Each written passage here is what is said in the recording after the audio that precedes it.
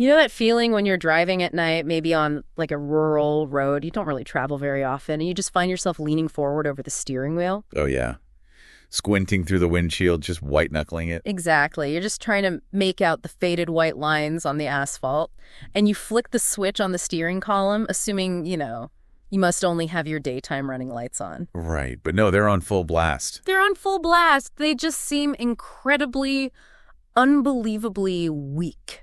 It is a super frustrating and, an almost universal experience. Yeah. You literally start wondering if your eyesight is suddenly deteriorating or something. Right, or if the ambient light in the area is just, exceptionally dark that night. Yeah, but if you pull over and actually look at the front of your car, especially if it's, a few years old, the culprit is usually staring right back at you. It really is. The clear plastic covering your headlights has just turned into this murky, yellowed, oxidized mess. It literally looks like cataracts on the eyes of the car. That is exactly what it looks like.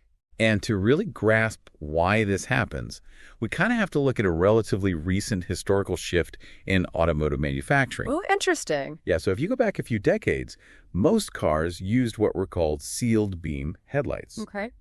The actual light bulb, the reflector, and the thick glass lens were all just fused together into one solid, heavy unit. Oh, right. Because they used real glass back then. Exactly.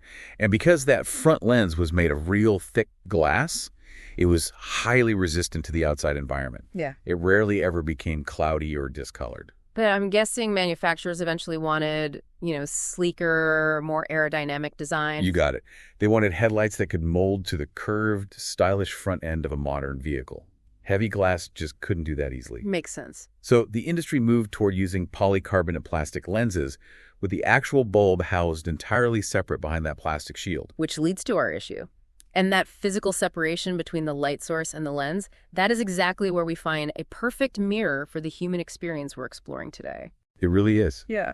Because polycarbonate plastic has a distinct physical vulnerability. It's exposure. Right. Ultraviolet radiation from the sun literally breaks down the plastic at a molecular level. Microscopic debris on the road pits the surface.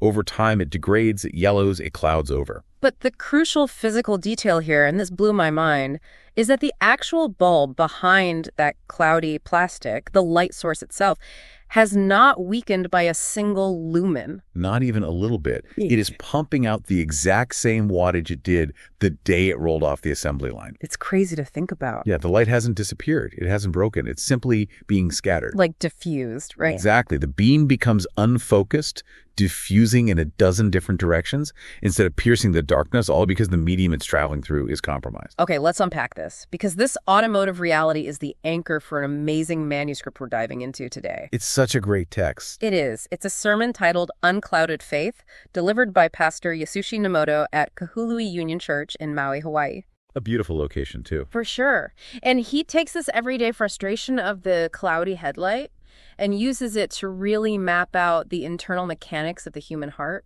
Specifically looking at a text from the Apostle Paul in 2 Corinthians chapter 4. Yes.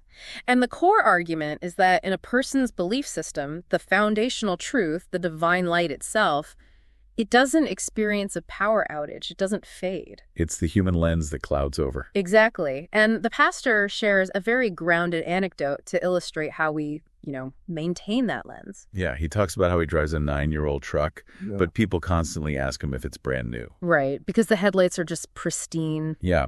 He admits he is incredibly meticulous about them. Huh? Whenever he washes the truck, he immediately wipes the lenses bone dry. Oh, wow, bone dry. Yeah, if he sees water spots, bird droppings, dirt, whatever, he removes them before the sun can bake them into the plastic and cause permanent pitting. But he makes a point to clarify his motivation, though, which I think is key. It's not about vanity. Right, not at all. It's not about having, the shiniest truck in the church parking lot.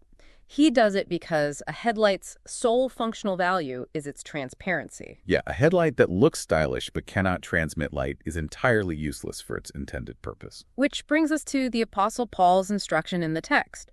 Paul writes that he has renounced the hidden things of shame. Right. And in the context of the headlight analogy, Paul is talking about addressing the internal contaminants that discolor the human heart. The hidden stuff. Exactly. The manuscript identifies these as ungodly values, quiet prejudices, and just the parts of our lives we actively try to keep in the dark. Okay, but if I can push back on that approach for a second. Sure, go for it. Usually when we talk about personal growth or self-improvement or deepening a belief system, the human instinct is additive. What do you mean by additive? Like, if I want to be a better person, I assume I need to add things to my routine. I need to read 3 more philosophy books this month, or add a morning meditation habit, or volunteer more hours. Oh, I see. You're looking to acquire things. Right. But it sounds like the premise here is entirely subtractive. It really is a complete paradigm shift. The text suggests that true growth in this context isn't about accumulation at all. It is about excavation. Wow. Excavation. I like that. It's like having a flashlight with a thick layer of dried mud caked over the glass. Yeah, exactly. My first instinct shouldn't be to take the flashlight apart and try to wire a higher voltage battery into it. Or buy a brighter LED bulb. Right. The bulb is totally fine. I just need a wet rag to wipe off the mud. And that subtractive process is really the only way to achieve an unclouded faith. It begins by removing whatever obscures the light. Just getting the junk out of the way. Precisely. And we have to look closely at what those obscuring elements actually are. The text points out that hidden things of shame do not just refer to massive public scandals or, criminal behavior. So it's not just about avoiding getting canceled on the internet or ruining your public reputation. Not at all.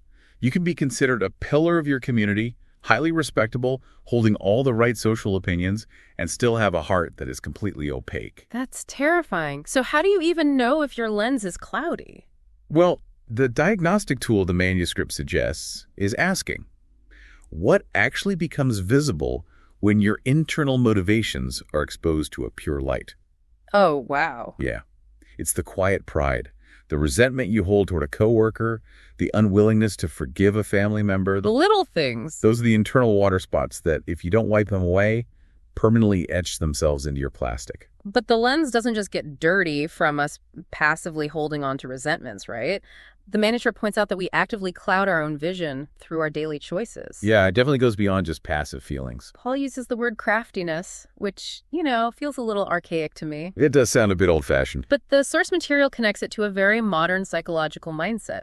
And it does this using a popular Japanese joke. Oh, this is a fascinating cultural reference.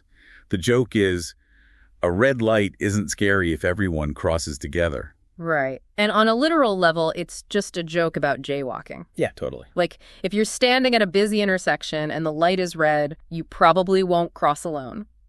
But if 50 people suddenly step into the street at the exact same time, you'll probably walk right along with them. You don't even think about it. Exactly. The sheer volume of the crowd makes breaking the rule feel safe. If we connect this to the bigger picture, the psychology of de-individuation is really at play here. De-individuation. Yeah. When you are immersed in a group doing the wrong thing, your personal sense of accountability just kind of dissolves. Oh, that makes total sense. It perfectly encapsulates the mindset Paul was rejecting in his letter. The modern equivalent of craftiness is the belief that the end justifies the means. Like cutting corners. Exactly. It's the assumption that if I benefit and if I don't get caught, or if everyone in my industry cuts this exact same corner so I can't be singled out, then the rule doesn't really matter. I see the connection to our behavior, sure, but the manuscript takes it a step further and links this group jaywalking mentality to how we actually interpret truth and scripture. It does. That feels like a bit of a leap to me. How does bending a small rule with a crowd lead to fundamentally twisting your core beliefs? It comes down to the mechanism of cognitive dissonance. Okay, break that down for me. Well, when you get used to bending a small moral rule just because the crowd is doing it, your brain experiences friction. Right, because you shouldn't be doing it. Exactly. You know you're doing something wrong, but you're doing it anyway. So to relieve that psychological friction, your brain literally rewires its moral baseline. Just to make you feel better about it. Yes. You start justifying your actions. Yeah.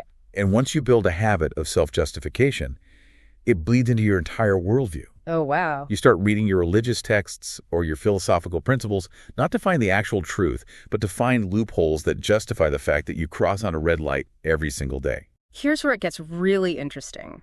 It's like using a subtle beauty filter on a video call. Oh, I love that analogy. Right. Because you aren't turning yourself into an alien. You're just tweaking reality a tiny bit to benefit yourself. Right. Just smoothing out your skin, maybe slimming your jawline by 3%. It's just a little enhancement. Exactly. But if you leave that filter on for 2 years, and then one day you accidentally turn it off and look at the real unfiltered camera feed, you are horrified. You're horrified. You have fundamentally forgotten what the real truth looks like because you've been living with a manipulated version of it for so long. And the danger of that filter is alienation from reality. When we embrace craftiness, we eventually communicate truth in ways that serve our own ego rather than serving the source of the truth itself. Which is exactly what Paul was fighting against. Right. Paul is demanding total transparency. If the goal is to reflect a divine light to the outside world, the medium, meaning your own heart, has to be perfectly clear and unfiltered. Okay, but let's play this out logically, though. Let's say a person does the grueling internal work. They drop the ego, they forgive the people who wronged them, they delete the beauty filter on their life. Okay, lens is getting clear. Right. And they absolutely refuse to step into the crosswalk on a red light, even if 200 people are mocking them for standing on the curb. For standing firm. Their internal lens is completely, flawlessly clean. Huh?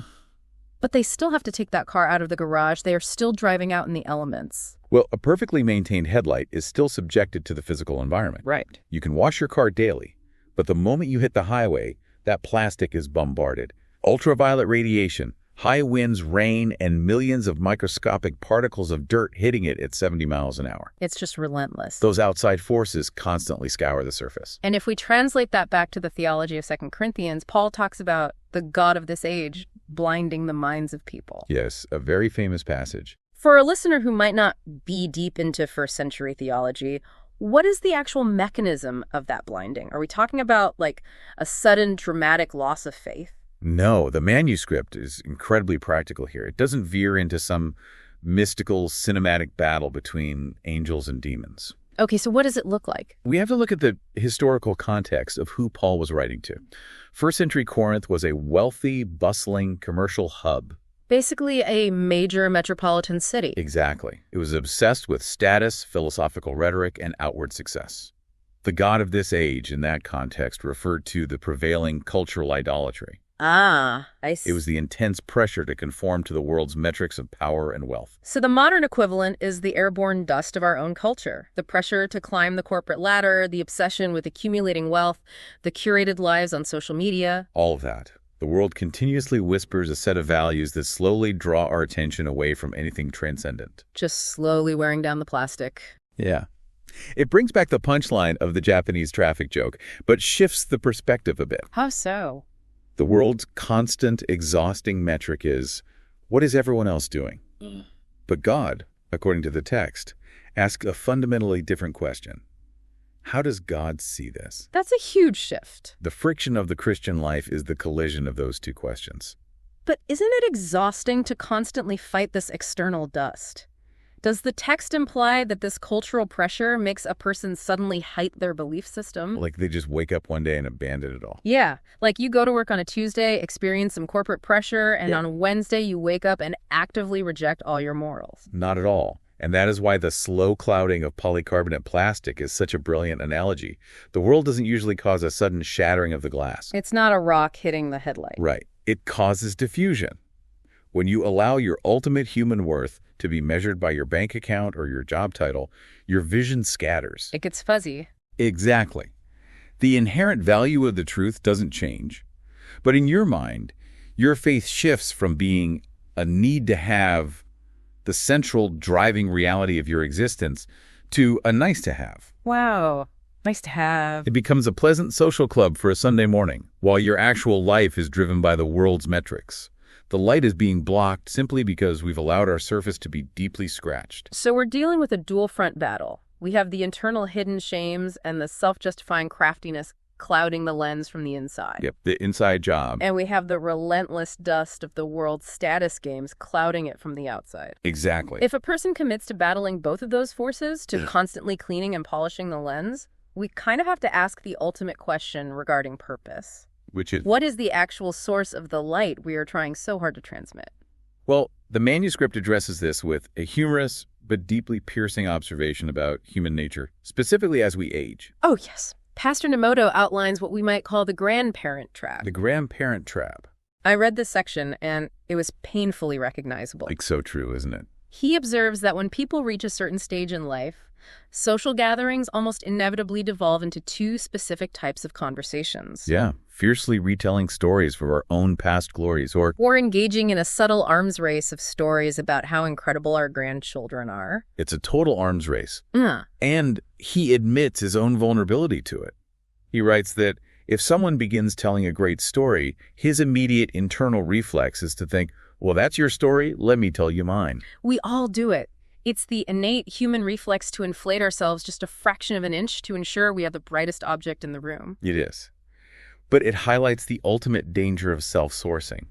We desperately want to be the bulb. Right. But if we base our illumination on our own athletic achievements or our intelligence or our pristine physical health, we're building a light source that is terrifyingly fragile. Because human-generated light can be extinguished by circumstances entirely out of our control. Absolutely. Think about it. A professional athlete can suffer a career-ending injury on a random Thursday practice. It's just like that. A wildly successful entrepreneur can have their business wiped out by a global supply chain crisis they couldn't have predicted. Physical health can fail overnight. It's so precarious. If your light comes only from your own achievements, you are always one medical diagnosis or one economic downturn away from total darkness. Okay, so what does this all mean? If the goal isn't to be our own light, does that mean ambition is inherently bad? No. Should a person just give up trying to achieve things? Like tell our kids not to study for the test, tell ourselves not to pitch that new idea at work, and just sit around being an empty, passive piece of plastic? The text is really careful to correct that misconception. Developing your unique gifts, working diligently, and pursuing excellence are presented as inherently good things. Okay, good. That's a relief. The fatal error is making those achievements the source of your identity. Paul addresses this in verse 5 of the text when he writes, "For we do not preach ourselves." Because no matter how much time you spend meticulously polishing a polycarbonate lens, the plastic itself lacks the physical capacity to produce a single photon of light. Exactly. Its entire structural existence is predicated on letting a separate light source shine through it. So it needs something else. And what's fascinating here is, to resolve this tension, Paul connects the struggles of the first century Corinthians all the way back to the opening narrative of the Bible. Oh, really? Yeah. He quotes the foundational command of the Genesis creation account. Let light shine out of darkness. Wow. He goes back to the absolute origin point. The theological argument Paul makes is that the exact same creator who spoke physical light into a dark, chaotic universe at the dawn of time is the one who shines light into the clouded human hug today. That is the true source. Right. And from a psychological standpoint, realizing that takes an immense amount of pressure off the individual. Oh, for sure. You don't have to generate the wattage. You were never engineered to be the bulb. Not at all. You're designed to receive a light that originates outside of you and clearly reflect it. And when that clicks, you realize you no longer have to spend your energy frantically curating your image, exaggerating your resume, or living in baseline anxiety that your personal light will fade if you lose your status. That's so freeing. You just maintain transparency and allow the source to do the heavy lifting. The entire journey of this manuscript is really about aligning our internal mechanics with that reality. And it's a journey that requires constant maintenance. I mean, we started with the necessity of excavating our internal hidden shames. Wiping the lens clean on the inside. We looked at the mechanics of cognitive dissonance and why we have to reject the craftiness of groupthink, refusing to let the crowd justify our corner cutting. Right, the jaywalking. And then we moved outward to the elements, acknowledging the reality of driving through the dust of modern culture. Yeah, where the pressure to measure our worth by what everyone else is doing constantly threatens to diffuse our vision. And all of that maintenance, the internal excavation and the external guarding, serves one singular purpose, becoming a crystal clear medium for a light we don't have to exhaust ourselves trying to create. Beautifully said. So as we wrap up this deep dive, I want to pose the core question directly to you, the listener. What is actually powering your bulb today? It's a tough question to ask yourself. It is. Are you utterly exhausted right now because you are trying to physically generate your own light through your career, achievements, your social status, or your relentless need to be the smartest person in the room? It is a profound diagnostic question. And as you sit with that, I want to leave you with one final thought that builds on this entire paradigm. Let's hear it. If the ultimate goal of the human heart is to become a perfectly clear, utterly transparent lens to let a greater light shine through, how do we maintain our unique individual personalities? Oh, that's interesting. Right. Does a perfectly clear lens lose its own identity? Or is it exactly in achieving that perfect unclouded transparency that our true original design is finally visible to the world? Wow, that is definitely something to mull over the next time you find yourself driving on a dark road. Thank you for joining us on this deep dive. Keep asking questions, keep cleaning the lens, and we will catch you next time.